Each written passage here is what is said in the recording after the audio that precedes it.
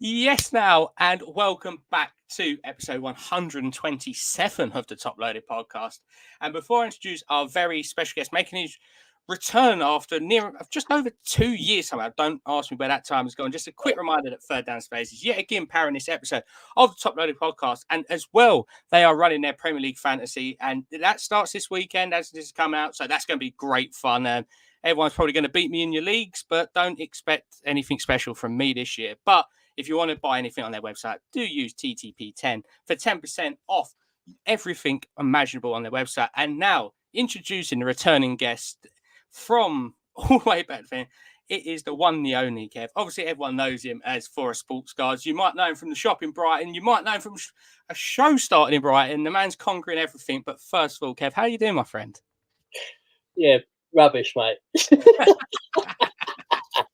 All right, all good. Yeah, few changes, but it means I can spend more time on cards. So, well, that's not. Even though this is a car podcast, we've got to talk about one thing. It's obviously pre-season. Obviously, season's kicking off, and West Ham. I think every time I've loaded my phone within the last week and a half, has signed someone new. It might be a free agent. It might be someone on loan. It might be a big deal, but they are making some moves at the old boys down in East London. yeah, well, we're massive, aren't we? Everyone wants to play for us. So, no, it's obviously new manager and stuff. We had it before with Pellegrini. Like, we chuck money at these new managers. Yeah. Last time it didn't go so well, but there's some decent. Centre back, right back. I think we're close to a centre back. I think at the moment, but Wan-Bissaka off the back of that, and I think we'll win the league. Well, I'll tell you, there's definitely worse teams out there in Premier League. You could be Chelsea, who signed 487 players and counting. God knows how they're getting away with that one with the old financial fair play. But like I say, it's going to be a great season. And I've got to ask you one thing, because everyone knows you've got a big inventory. How quickly do you go through your inventory once West Ham sign a player to see what you have actually got in your collection? Oh, well, yeah, no, it's mad at the moment. Literally every 5 minutes there's someone else, and it's here we go. That's what we get on this West Ham group we're in. Like, oh, bloody hell, next, and it is quite funny. I keep finding cards for these players, and they're like, "So, you got something for everyone or whatever." But then I keep getting banned from the chat because they're not in a West Ham shirt, and that's one of the rules or something. So, but no, it's exciting time. It is good. It's always good to come off the back of a good summer tournament. Premier League starting is it next Saturday? Is it Saturday? Yeah, 12:30. Mate, it might even be Friday, to be fair. And sometimes there's a Friday game. Is it a Friday night one? But yeah, this is it. It's transfer season.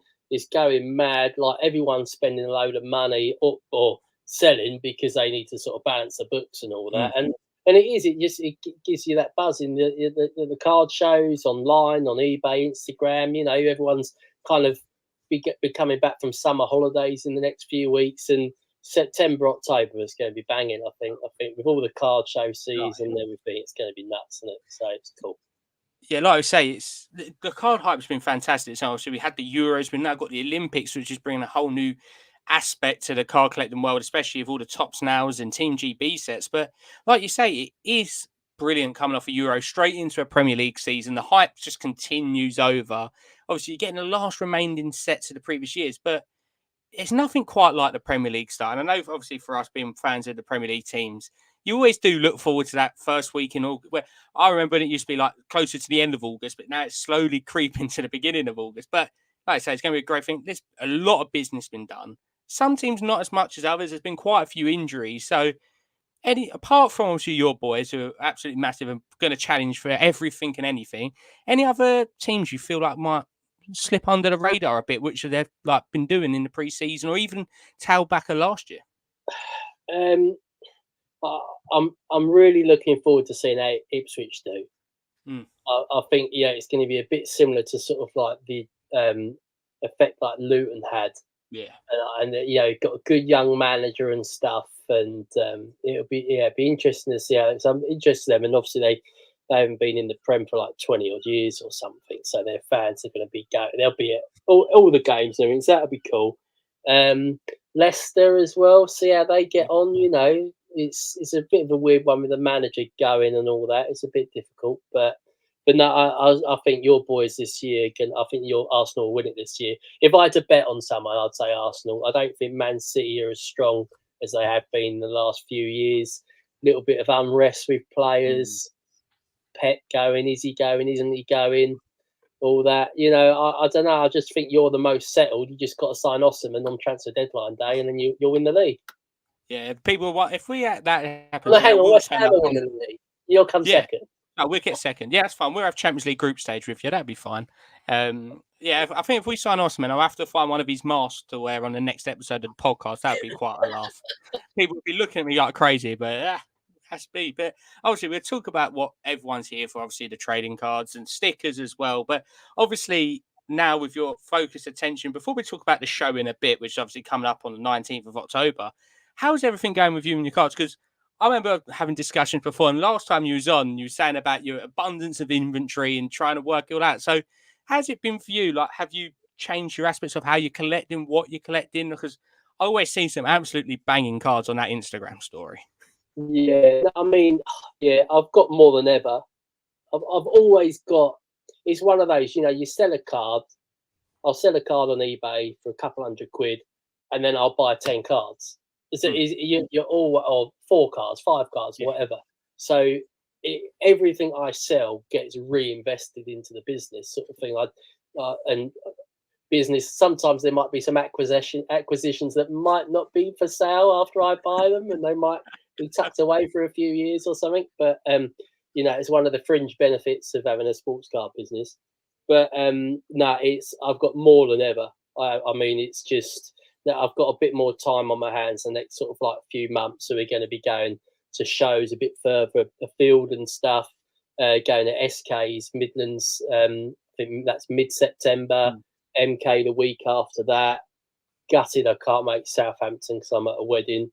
And then I think then it's my one. I think. Yeah. Is it? Yeah, I think so. And then honestly, it's that time of year where there's so many back to back. You need that calendar. Yeah, and then I think it is our one on the 19th of October. Then it's London a couple of weeks later, and then it'll be Macau the following week. So it's going to be nuts. Yeah, I'll have to touch on that Macau show because I've heard a lot about it, and it's still for people who don't recognize. There's a lot of talk about these shows that when you're there, you get very impressed by the cards, and we're not talking. Oh, there's some nice to 50. We're talking super fractors out everyone's backsides. We're talking all of that kind of stuff. So obviously you're making that journey, and it was for a lot of people. It was either the National in Cleveland or Macau. Obviously, you've sided with Macau, but that NAF does sound like a fun trip. Yeah, well, it's kind of like Las Vegas of China Democratic administration, or it all gets a bit confusing who owns what over there. But it is. Like, I think the hotel next to me is built like the Houses of Parliament with a Big Ben. It's like a replica of it, and then there's an Eiffel Tower at the end of the road. It looks insane, It is, it's like Las Vegas of the East, and it's just going to be nuts. But it was obviously it's a bit of fun, but obviously there's sort of the business aspect to it as well. But it's going to be. I think it's going to be one of those shows that people are going to start going to more or as much as going that way over the Atlantic. They'll go the opposite direction as well, because I think, there's so much stuff out there that we haven't got. They get huge amounts of allocation, and you just always see these massive cards in Asia all the time, and you're like, where's that? Bloody hell, that's where it is. That's where it is. And I know, and it's not the sole reason, but I'm kind of half hoping this guy from Thailand goes, because I know he's got the Mascherano.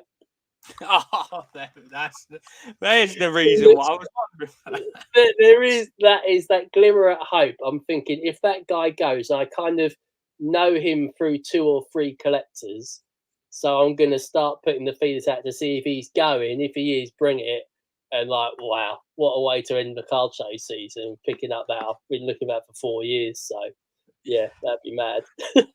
To say that's been an infamous chase, that Mascherano. I think every single person has been looking through Flickthroughs on eBay's Card Hobby, wherever it may be, for that mask.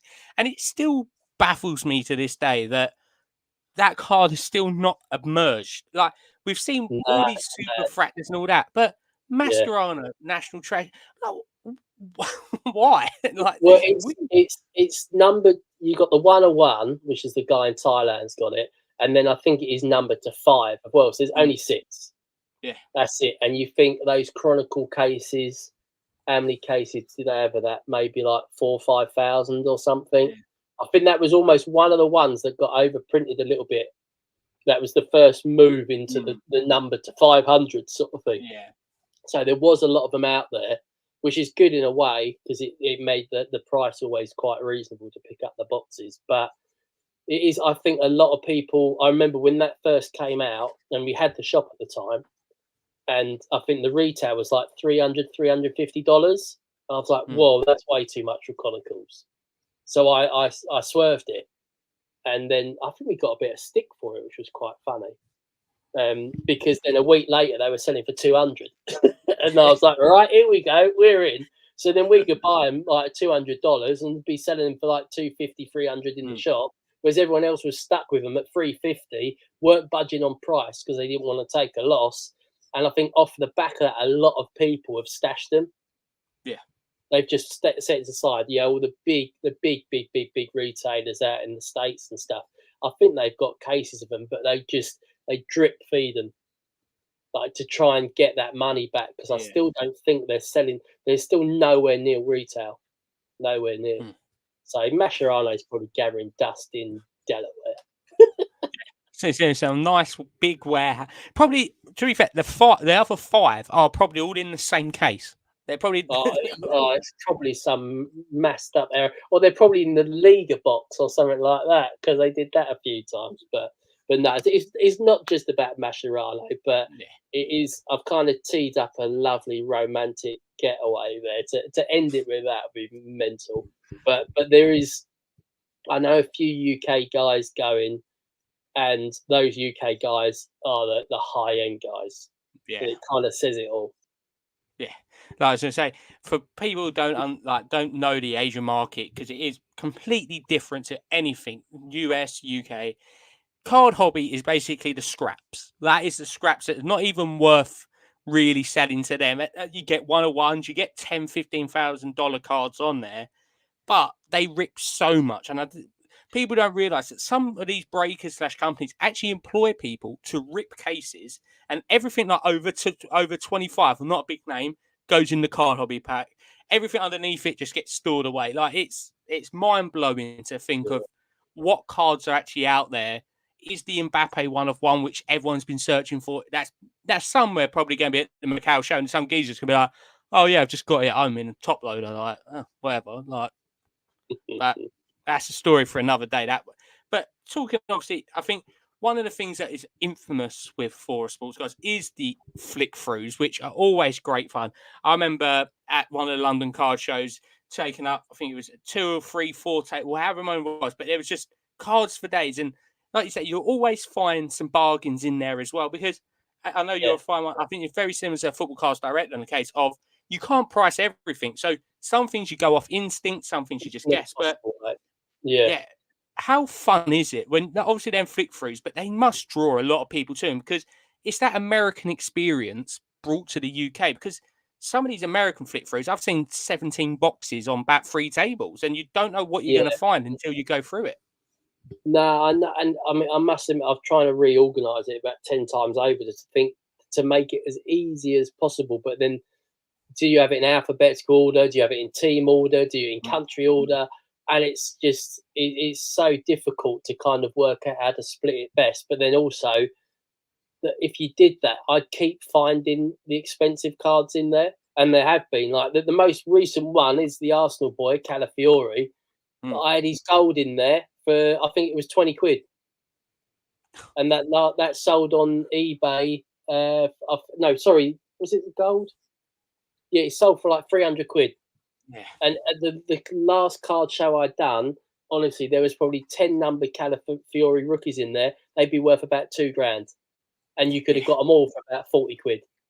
So it's brilliant. But I love, that's what it's all about. Like you can't if you've got like 15,000 cards. I think was the last number. It's probably going to ramp up a bit because I think I've got 4 tables at Brighton, but it's there's always stuff in that you can't possibly control. 15,000 singles cards. It's impossible. You can't price it all. You have a flip through, it'll get lost. Some will go right. They'll go into the wrong pot. The ones to look out for is that where they're stacked. Every now and one slides like that, and I think that's where you want to look because there's going to be sort of like a little sort of flapping fish down there. It's probably worth 50 quid in the £2 tray. But no, it's all we did it at the shop, and it was like one of the most successful things in the shop in terms of it's like hunting for buried treasure. It's the best way to describe it, and it's in there. It is in there. You just got to look, and I haven't got I haven't got the patience or the time to keep reviewing these things. There's going to be stuff in there. There's probably still Calafioris in there now. There's no way I can go through it all. It'd take me like 2 weeks.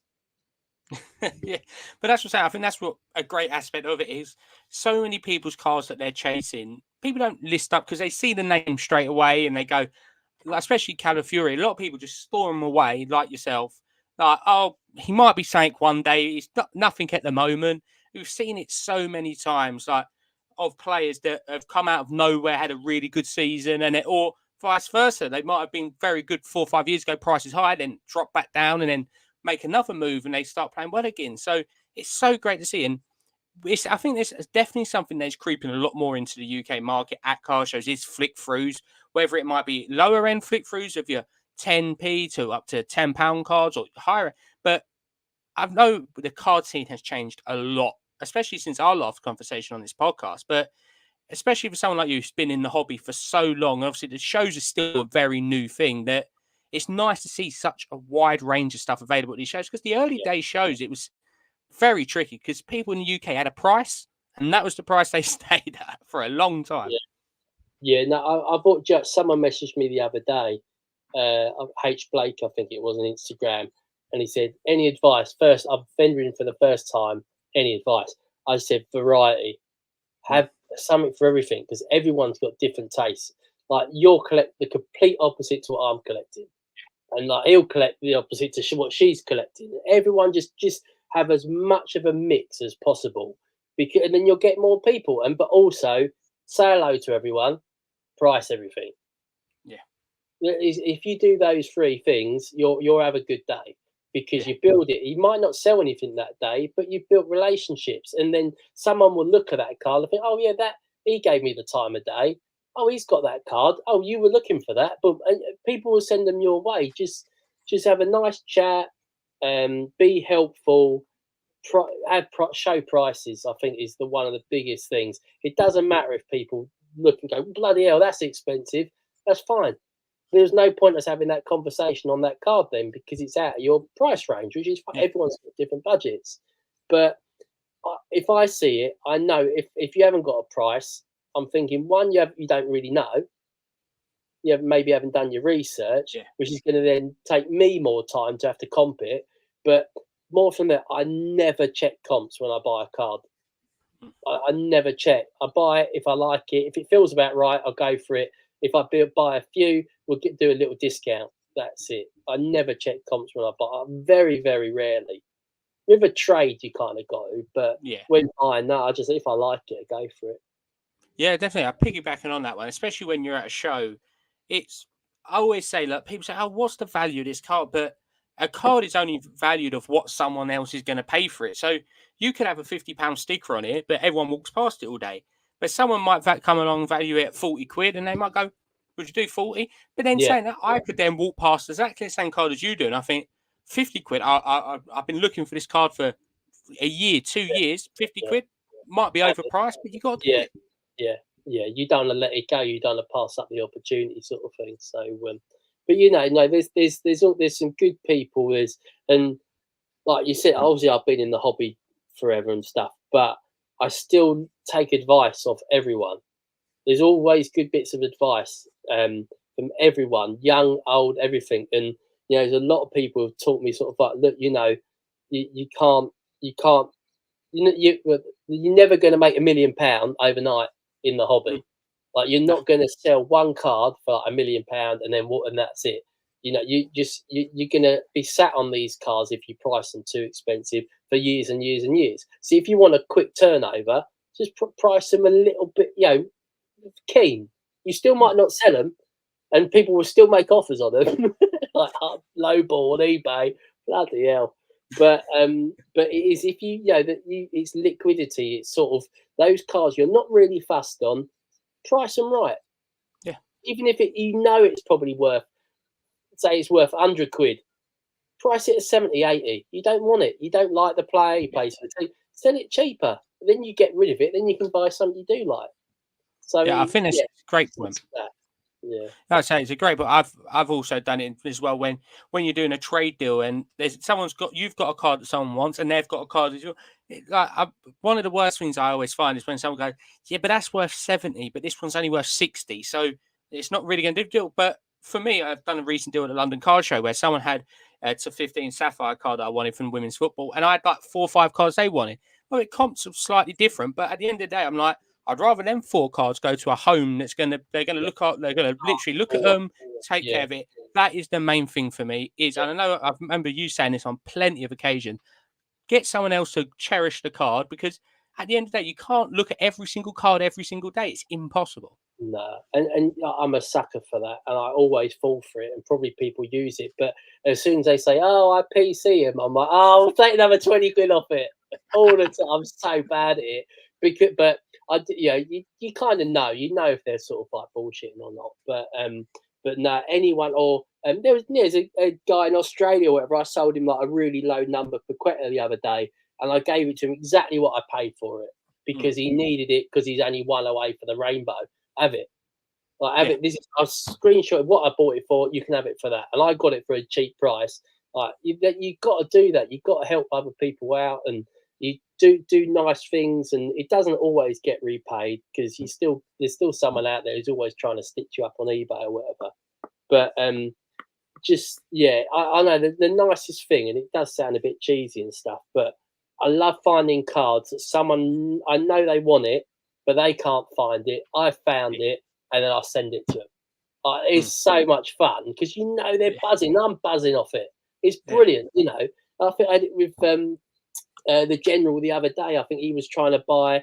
He's like Jamaican and stuff, so he was trying to buy the copper prism like Jamaican logos and stuff. And I think someone at the card show he said was like trying to charge him 170 quid for a card or something like that. I bought one without him knowing that story. I managed to pick one up for about $10. I said, mate, I got you a present next time I see you. And he's like, you're joking. Someone tried to charge me £170 for that card. But it's not worth it. You're trying to, don't try and mug everyone, like rip everyone off because, it'll soon come around. You'll get more sales, you get more people, and you have more fun. And that's the main thing. The hobby's fun. It's business, but that kind of comes towards the end of it, really, because I don't really care if I make any money from the business or not. It's a hobby, but I kind of hide behind the fact it's work. But it's like I say, and when you can build these stories with the cards, we touched on it last week on our London Card Show review, that sometimes a card could be worth pennies, but the story behind it can make it priceless. And I know people say, "Oh yeah, but it's still a piece." It's not, because I've had cards before. I remember where I got it or who might have gave it to me, and no matter what someone offered me on that thing, I'll be like, I wouldn't sell it because there's too much attached to it. There's certain cards that I've been tracking down for years, and you finally get it, and someone's like, "Yeah, but that's not a massive card." But I'll go, "For you, it's not a massive card, but you don't know all deals, how many eBay searches at 1 a.m. trying to find it, how many lost chances, and then you go to a card show, sitting on the first table, someone's travelled over from another country and bought a card along because they know you'd like it." So that community aspect, and I think I know everyone says it, but for me, the community aspect is why everyone falls in love with this hobby as well as the cards. But everyone shares the same passion, but also always looks out for each other, always looks out for, like, if I see a West Ham card, I'm like, rather than just skip past it, I'm like, right, I know all these West Ham fans, right, which one of these is going to want that one? Like, and you just post it up or you send it to a couple of guys or whatever and you say, and people do it all the time and say, "Oh, you can't make the show. anything you're looking out for and stuff, and you send them a couple like cards. You think, oh yeah, I'm looking for some like. Well, I can't find the Mascherano. I've decided to go for all the gold 10s now, which is like ridiculous. But it's and there's not even a gold 10 Mascherano. So what am I doing? But no, it's looking out for each other, and honestly, you get as much satisfaction out of that than it is selling a card for a profit. You get more satisfaction out of finding something for one of your mates that you know is going to be made up. That's so nice. But yeah, going off the back of the story, which is like is quite a good one because what's happened this week. And I posted up the other day. I've got the 101 gold Bowen, is the final goal, and off of Miles MJT, who got it. And funny that he got it, I graded it for him. We bought a load off because we went to the final together, and we bought a load of the Tops Now stuff. And I didn't get any 101s, so I got a few 10s, loads of purples and stuff. We sent like 30 odd cards off the grading. The Bowen was one, and I was like, if you ever get rid of that first refusal, and it's complete sentiment. Like what the trade we've done is the biggest trade I've ever done. Literally, I think it involves something like, I'd say in both direction, there must be at least sort of like 25, 30 items going backwards and forwards between us. About like 4 from him, about like 50 from me or something. And it took us like 2, 3. I know, actually, it took us 2 weeks to kind of build up enough what we want, what you've got double top, and all that sort of stuff. But it is pure sentiment. Being at that final, being a supporter of West Ham for over 30 years, never seen us win anything apart from some crappy Intertoto Cup, which had 3 finals. Like, like that was about 20 years ago.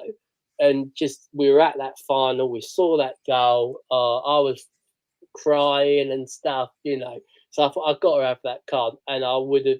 There was no way if he listed it on eBay. There was no way you would have got the value we got as part of the trade. But didn't care. Wanted that card. It's so important. It's so. It's just such a sort of milestone in my collecting life and the football supporting life. You're never going to touch it, But I probably will sell it in a year.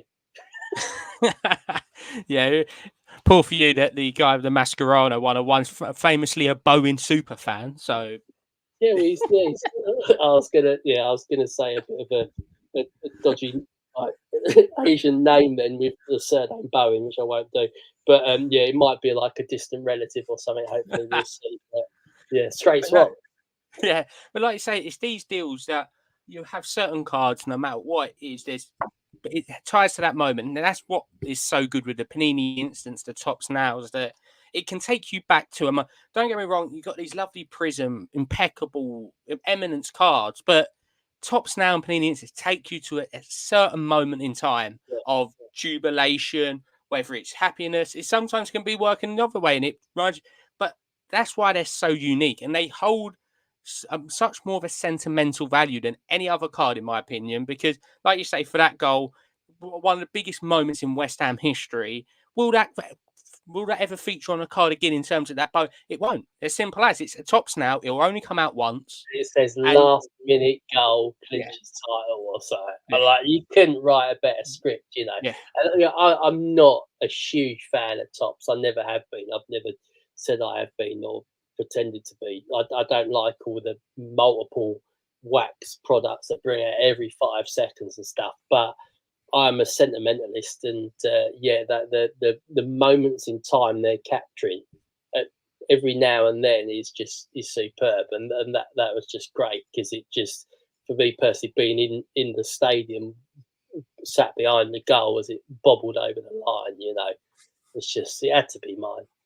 Yeah, no, it's definitely found a good home, and I bet if we speak to them out, it was exactly from if it's going to go to one home, it's going to go to someone that is going to appreciate it, and not, as we said earlier, it's going to look 2 weeks down the line. Right, I'm going to flip this now, make a bit of money.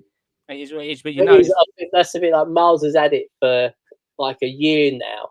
So you've had it for a year, and it's all warm and fuzzy and lovely and stuff. But sometimes it just slightly loses that little edge. You might not have such a good season. You might be injured, and it just takes that little bit of shine off. But I think where I've been around that bit longer, and what will happen in 10 years' time when he's retired, it will glorify all again. He might go on to score 2 goals for the rest of his West Ham career, break his leg, I don't know, have an affair with the chairman's wife or whatever, get beaten up by Danny Dyer or whatever, but then 10 years later, when it's on a match of the day or something, there'd be a little clip of it, and your rose tinted glasses come back, and you love it. And that is vintage. That is what happens with vintage. That is the vintage market. You know, you forget that Pele hardly kicked a ball in 1962. Like, he literally got kicked off the field and stuff, you know, but he's won 3 World Cups. He played like about 45 minutes in that one. But so you can't, you know, it gets kind of glossed over, glorified, and as you sort of like reminisce or whatever, people only concentrate on the good, and that's what UK people are actually better at than the US. Like, I think we've got a little bit more of a longer like lifespan of how a career goes in sports. Whereas if someone plays basketball and has 3 or 4 bad games and gets dropped, their cards go woof. Yeah. Whereas ours are slow. Yeah, they might stop selling. Yeah. But you know, they'll come back, and a lot of players have done it. A lot of players come back. They blossom later in their career and stuff like that. So yeah, it's a different kettle of fish, football, really, I think. Yeah, definitely. And before we talk about the show, which will be last time, but obviously you just mentioned there vintage. Obviously, that's completely changed in the UK. The popularity has increased, not as much as I thought it would have, but it has increased a lot. Obviously, a great friend of the podcast, over JW7, has got a fantastic Discord for all the vintage and a great podcast as well, which we always recommend to go and listen to. But obviously, I know you have abundance of beautiful, beautiful stickers that I remember some stories you've told in the past about some you just find and you're like, oh, there we go. There's a box of Sancraft. I always do it. I found something the other day. It was just funny, but yeah. But how have you seen it recently? Obviously, it's so different vintage in comparison to the modern day stuff. Because with modern day stuff, you're getting 10,000 of each card every set, whereas vintage there could be 7 in existence or 1 in existence of a good condition. So, how have you been finding the vintage market? Because some things have gone up a lot in price, but then some things kind of stay the same, and it's just waiting for that one person, the one media outlet, just to spotlight it, and then it will explode. Yeah, I mean, I think there's a few factors. I think what was the stick in the spoke? Vintage. I think that we were seeing sort of vintage sort of moving quite well over the last sort of 12 to 18 months. But I think the PWCC Fanatics thing has tripped it up.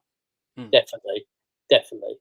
I think that's sort of pushed a lot of sellers away, and you're seeing that on prices. There has been a drop in an instant drop, not like a severe drop, but if something was selling like $250, $300, it's now like 150, 180 on Fanatics. There has been the fact that an effect of that transition period, which is fine. Yeah, it's going to happen, but it was kind of an unfortunate kind of trip for the vintage market. But you just see it. I just think, and I know a lot of people on the vintage Discord that Josh has set up, and their podcast and that, which is like fantastic, like yours. They'll yours and theirs. I think obviously it's sort of like very different, so it's going to run quite well. But you're both going to be running in the thousands of episodes. You can sort of see it. You know, you're going to be all grey, and like you're going to have hair like me, mate, by the time you're done. But it's a long game, but I think there is the way new products are being released at the moment, which is relentless, expensive. I want to say junk, but I won't say junk. And it's just going to push more and more people to the pre-modern. And then once they get bought, all the players they'll collect who they loved when they were 9, 10, 11, 12 years old, when they were pretending to be, and when they're kicking the ball around in the playground, if kids still go out on playgrounds or on iPads, I don't know. But you will ultimately go back, like, who do I love, you know? And like I'll go back to like Di Canio and stuff, and like watching him like when I was growing up, my absolute idol and stuff. And his stuff's so cheap, so cheap. Like it's mad cheap stuff. But I think you're gonna people are gonna go, do you know what? I spent a load of money and I've got nothing of value that I really love. Yeah. And then they'll go looking for something they love. And then they'll ultimately fall into sentiment, and then they'll fall into pre-modern, and then beyond that, then they'll start talking to Granddad Pete or Nanny Barbara or whatever, and then they'll start telling you about the players they loved when they were growing up. You look into their research, watch some old videos, YouTube, watch the Battle of Santiago on YouTube. Bloody hell. You'll want to collect everyone from Chile and Italy after that game because it was like MMA, mate. It was insane. It was the most dirtiest game of football ever. It's brilliant. And you'll start looking at these old games. Watch the 1970 stuff on the FIFA Yeah. website. You can watch all the 1970 Mexico games. That Brazil-Italy final was mental, absolutely mental. You know, just watch all this stuff. It's all there. It's so easy to see now, which it wasn't 20 years ago. You couldn't watch any of that stuff. Yeah. You didn't have it. But now they found all the archives. They've booted them all up. They filtered them all and stuff. And you can watch the Pelés and Jairzinhos and Puskas and Eusebios and Cruyffs and just appreciate the skills those guys have in the worst case, like the worst setting ever, where it's like a mud pitch. They're getting kicked to shit. All the no players getting booked or anything. Yeah, you see Messi now. He's just wandering around. They can't. No one can touch him because they'll get booked. You know. Whereas Pele got literally wiped out. You say they got wiped out. They all got injured out of World Cups, and the players didn't even get a booking. Yeah, it was like assault. But yeah, no, it's I obviously love all the old boys and stuff. Like massive Bobby Moore collector, and you just get so much more pleasure out of it. I think. And you get so many pop ones, none higher. Oh, yeah, I was going And to you say, still can. You still can now. I It's was a to say, buyer's and pop ones are not even tens for people listening. market. Pop ones can be threes, fours, even at some Yeah, points. I've seen pop ones which are PSA ones, which yeah, are it's incredible to think of for people who only deal in modern. But there can be pop ones that are just authenticated because yeah, some cards are come out of a cereal box in Russia that they had to redeem by collecting all these boxes. And then you're like, well, no one ever done that. But one person did. And there you go. And there's the card right there. and that's where that is from a, if you want to say investment for, or I mean that is rare. You nothing is rare now. Yeah. A 1-of-1 isn't rare because there's 10 of them like every year. Like you go again. I was away for a couple of weeks, so I was like catching up on your podcast and their Josh's podcast and stuff, and they were talking about the Gascoigne '87 sticker. It's PSA 9. It's pop 4. Like if Gascoigne was around today, he would have 5,000 rookie cards. Yeah. Like maybe 10,000 for PSA 9s. Mm. Like it's just that is rare. Where's the value? It's going to be it's supply and demand. Like you see it with Bellingham and stuff. It's unfortunate Bellingham weren't playing in the Prem because he'd have so many less rookie cards. Yeah. Because he was Champions League, he's got all the tops. He's got millions and millions and millions, and they're worthless. Like a gold rookie card is worth like 300 quid. It's mad. Like the 50 is nothing. Like you compare No, that to Haaland, like yeah. because he was sort of like in an unfashionable league or whatever, or less popular. That stuff's worth loads. And yeah, it's just I think it's always nice having something that no one else has got because then you can brag about it. You can wind people up. Yeah, no, that's sort of. I do exactly the same thing with my Granite Jacket ticket collection because there's one ticket in there that I've never seen anyone ever else had. I had to, don't get me wrong, I paid an arm and a leg for it, but it comes to that day where you look at it and you're like, well, I know no one else has got this. And that's Yeah. exactly the same as the It's vintage nice, world. That and you can say it. And that's when someone comes round your house and go, "What the hell you got all here? What's all this rubbish?" And you say, "I'm the only person in the world who's got that." yeah. What? They'll start Yeah. listing. Oh, yeah. Well, Especially well, when you say the prices of some seconds. things as well. Yeah, yeah. Oh, well, lend me a few quid. That's what I'll get. But no. Yeah, no. It's you can't beat it, and I think a lot of people will, and a lot of people are saying it, and I completely agree. I think a lot of people are turning back the clock to people and moments in time that is special, and then that is pre-modern and further back. Yeah, no, I definitely don't. That's great. It's like saying, looking back on when I was very fortunate to be growing up with some of the Arsenal legends. If you, for me, Dennis Bergkamp is just unbelievable to watch. And even now, I watch back and I just look at him and go, like, wow, like what a player. And like you say, that happens for people. People don't realise it. Go back to even the 20s and 30s prior to World War II. And there's some players there you look at and be like, how have they just scored all this? And it's not with a ultra modern football that near enough anyone can kick a full length of a bit. It is a massive soaking wet piece of leather that will break your Yeah, ankle near enough nowadays.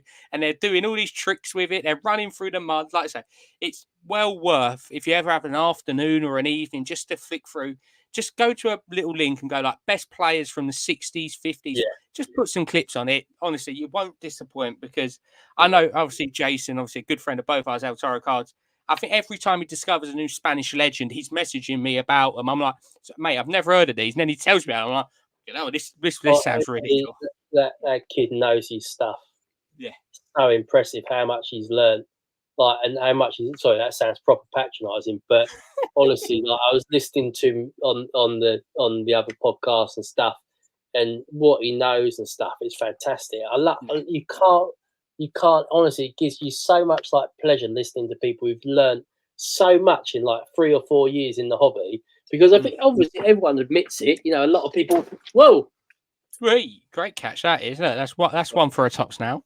yeah, First design. it's so many people like, you know, obviously came into this hobby in COVID, so like 2020, 2021. But the amount of knowledge people have got, I'm like, bloody hell, I need to up my game now. I think I've got lazy because they're teaching me so much stuff, which is brilliant because, again, it saves me having to research. I'll just listen to them and then write it down and then pass it off as my own. But no, it's yeah, these guys, there's a lot of people like that. Yeah, there's like, I reckon there's a good 500-600 people in the UK who are avid vintage collectors, and it's just it will get bigger. It will, and I know like Josh has mentioned it, and I think at the London Card Show next time and I'd love to be a part of it as well. If we could get like a vintage island, like pre-modern vintage island with Joe JJMS and stuff, and Dan like Sports Trading Cards UK, and El Toro, and yeah, there's like Joe 88 and Sully, and you know, there's so many guys now. Actually, like it'd be fascinating. That it'd be so much fun. Maybe do it on the Sunday where it's a little bit more chilled and people can talk a little bit more or something like that. But there is a keen appetite for that. Yeah, and it's a great community. it is, and it's almost more genuine. I kind of want to say it's more kind of collector focus. It's not money orientated, which is kind of quite a relief sometimes. And it's not and when you find something, you are finding something unique. You're not finding something that some breaker in the US has pulled like 4 weeks, like a day after release or whatever. I've got what? Well, yeah, someone's already got it. It's just it takes the edge off, doesn't it? Yeah, like I say, it's a brilliant world, and obviously it's such a great thing to research, read about, but also it's a great talking point as well when you see some of these cards on tables. And talking about tables, obviously we've got to talk about the main event, obviously in October, obviously Saturday the 19th of October, St Bartholomew's Church. So if anyone, obviously everyone goes to church on a Sunday, but we're going to be worshipping something different on the Saturday, what everyone actually does day in and day out. But obviously the Brighton Football Card and Memorabilia Show, which obviously you're one of the forerunners behind it. How much are you now looking for? Because we're only about 8 weeks, just over 8 weeks away from it now. Time has flown since that announcement. Yeah, I think it's about 2 months and a bit in it, so it must be about 10 weeks or something. But wow, I mean, it's coming around really quick. I think once sort of like football season's well underway, it's it's going to get a bit scary. I think we're going to get close, but no, we've got some great sponsors who've like been really helpful with like pushing the show and everything. Obviously, there's a lot of shows about at the moment, but I feel like with that one, there was one already really with Levi and stuff with the South Coast Card Show and stuff like that, and obviously, I like me and Levi get on great. He's a lovely kid and stuff, and he's been like helpful. And there was a kind of gap there, really. And so I wouldn't say it's almost like a new show. It's kind of like a rehash thing or whatever, or taken over or changed or whatever. But yeah, Brighton's a brilliant place. It's like a brilliant place. The trade nights are epic. It's going to be like we've put it as football only. I expect that I'm sure there'll be a few other little bits in there. We're not going to get bogged down in the detail and stuff, but it is going to be like, if you want to bring some basketball, or whatever, bring it, or whatever, that's fine. But we're pushing this as football, so you might not get the buyers or whatever. But that doesn't mean to say you can't bring a bit of whatever. But no, it's there's going to be a nice mix. We really want like a real mix across the ages, a little bit in terms of modern, pre-model, vintage, retro, whatever you want to call it, pre-war. Have a real sort of mix, and then that will sort of feed into your tickets, your programs, your football shirts, your memorabilia side of it. And just I've always sort of seen these shows, and I think they kind of missed a trick not having like the football shirts there as well, because I don't. Well, I'm wearing one now. Yeah, I love a retro shirt. Yeah. I'm not the only one. Like when I go to a card show, the first thing I think is, what am I going to wear? I want to wear some like class retro shirt. Everyone goes, whoa, that's it. But it's still you still kind of think, you want to wear an old Arsenal with JVC on it or something like that, or some guy's got a Liverpool crown paints. Like it's just like it's like part of the card show like attire, isn't it, to have something like that? So it kind of makes sense. So we've got students of the game who's sort of like a guy who's got a shop in Eastbourne, so he's coming. Then we'll have some other sort of like vendors selling some shirts and like signed bits and pieces as well.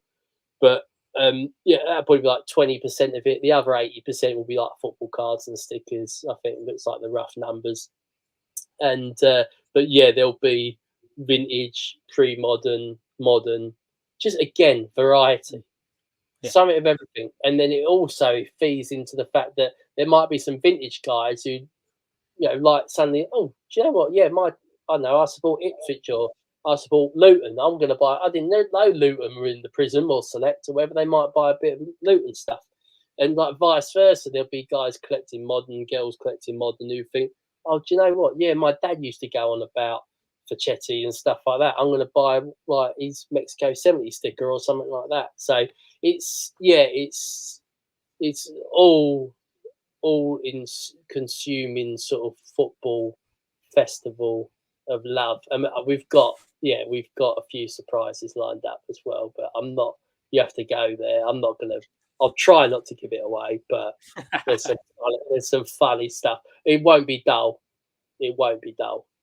There'll be some funny stuff down there. I was just saying, I can only imagine. But like I say, it's one of them. It's fantastic because obviously a lot of people who are into sports, especially in the UK, especially it is football. That's what all our passion is since the age of 1, 2, and to be able to go to a show where you might be able to go buy a ticket from one of your games you was at, to buying a shirt that your favourite player worn back in, might even match a ticket.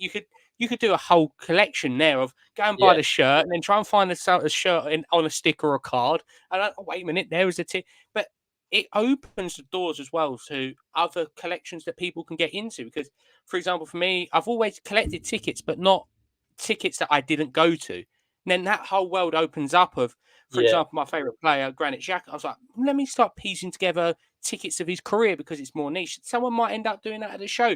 Could be a West Ham one. Oh, you know what? Let me pick up some of the debuts, or maybe try and find a game from the last one at the Boleyn, first game at London Stadium. It's just, it is endless a little bit. You need, space is the only thing you need to worry about, and your gaff really, and it's how you're going to fit it all in. But no, like I've got like a Di Canio like signed shirt behind me. Sort of, I've got his like his pot one like rookie sticker from 1988, and you build shrines. These players you adore, you build a shrine for them as if all it's missing is a couple of candles, as if they passed away or something. But we idolize these people.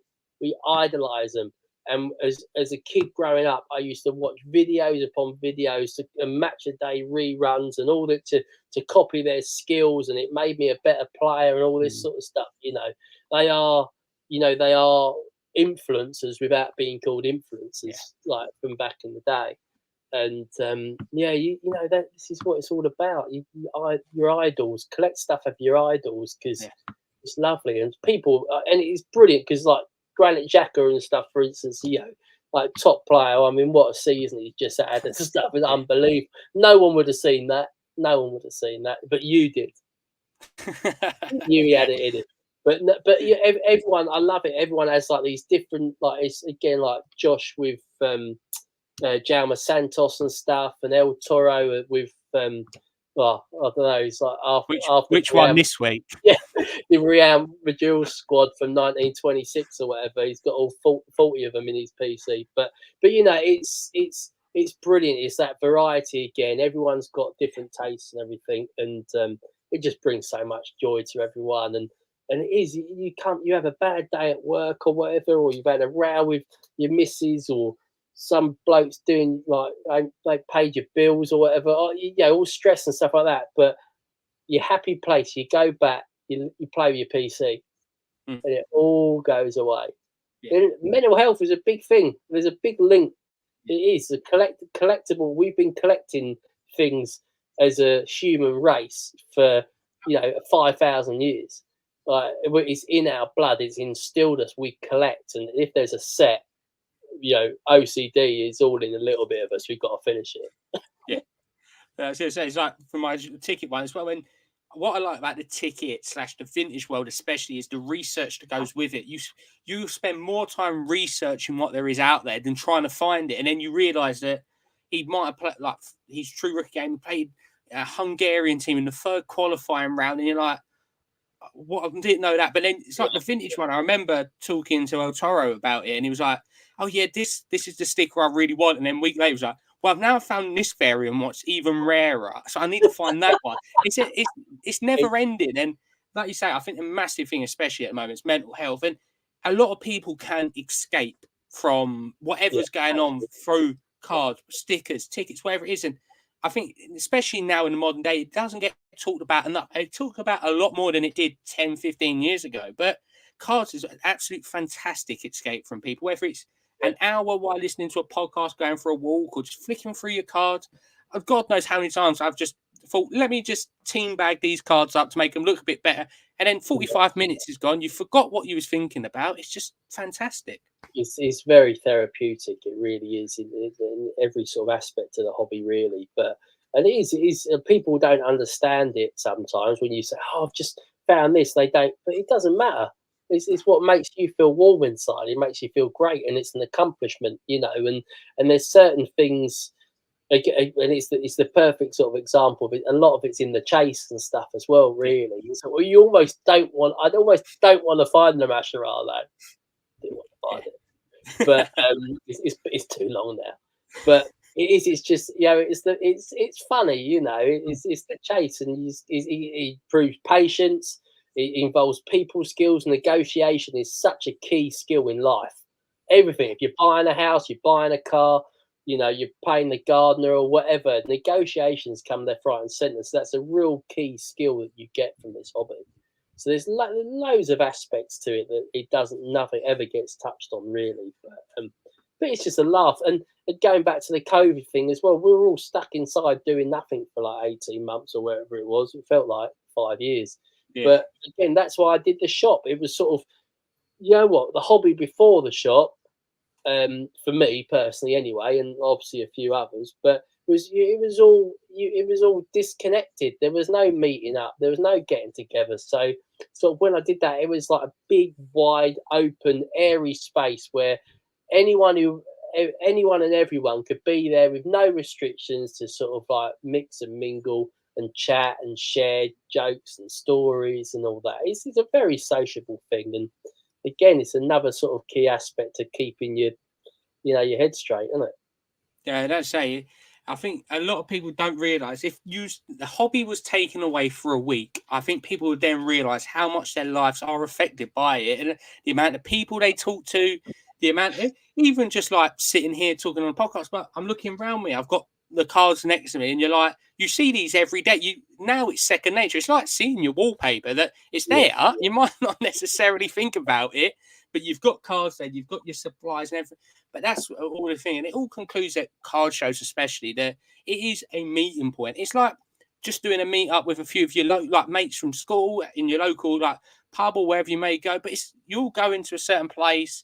It's that you're traveling down from God knows where, because the amount of places people come from, and it's yeah, amazing. I was talking to a guy from Netherlands at a recent card show. In the past, I've spoken to some from America, and then you get talking to them, and then you're friends with them, and then you're like, well, I have to come out to America then to one of your shows. And it's a dangerous and slippery yeah, slope, because it's yeah. definitely Oh, cheaper to get to Surrey than it is to Chicago, but it's going to happen. yeah. I'm sure it will. I'm sure it will.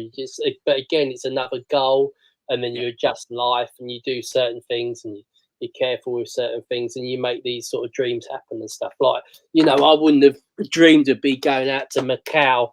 Even when I had the shop, I wouldn't have dreamed. I wouldn't have gone out there. Like, well, yeah, what's that? What's that all about?